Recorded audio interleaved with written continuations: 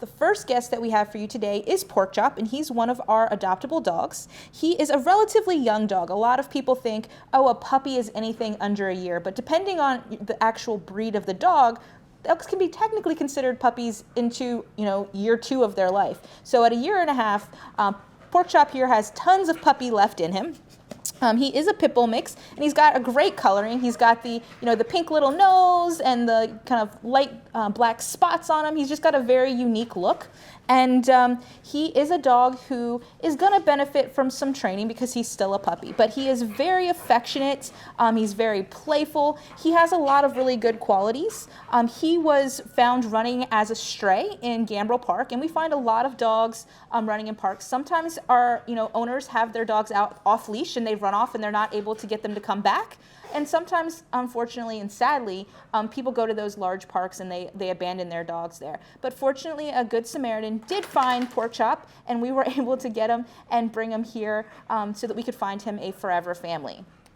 So Pork Chop is fairly relaxed in his kennel, but he has restrictions. Why is that, Bethany? So a Pork Chop is a high-energy dog, and because he is still considered a puppy, he has a lot of manners training left to do. And one of the things that we've really noticed about Pork Chop is he can be a little bit mouthy, just wanting to put his mouth on stuff, just not a lot of impulse control, not necessarily trying to hurt anyone, but just doesn't know that it's not okay to put his mouth on your leg or your hand, like it would be okay to put his mouth on toys and stuff like that. He can be a little jumpy, so he needs to learn to keep his feet on the floor.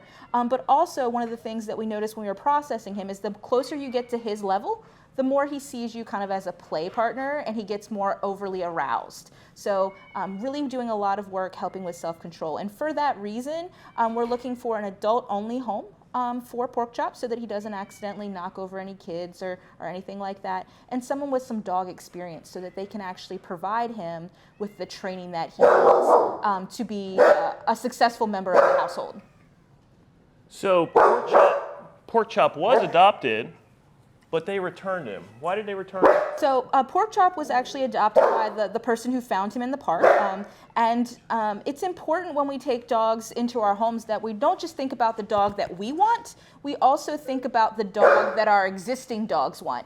And the problem with Pork Chop and the existing dog in that household was that while they did okay for like just a little play date, once Pork Chop was living in the house, Pork Chop wants to play.